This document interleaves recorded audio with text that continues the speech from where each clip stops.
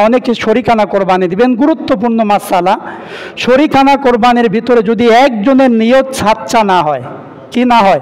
সাচ্চা, জোরে বলেন, সাচ্চা না হয়।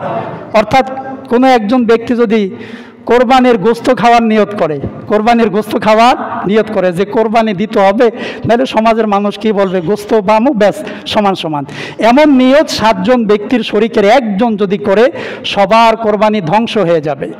এজন্য যাদের সাথে শরিকানা কোরবানি আপনারা করবেন, মানুষকে আগে ভালোভাবে জিজ্ঞেস করে নেবেন যে তোমার নিয়ত কি, তুমি কি আল্লাহর রাজি খুশির জন্য কোরবানি দিচ্ছ নাকি কোরবানির মাংস খাওয়ার জন্য এই কোরবানি দিচ্ছ, এটা আগে পরিষ্কার করো।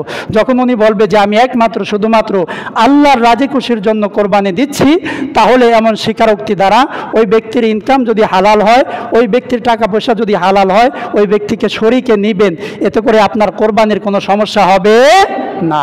আর যদি সম্ভব হয়, আল্লাহ যদি তৌফিক দেয়, নিজেই একা একা কোরবানি করবেন, এটাকে আল্লাহ বেশি পছন্দ করেন।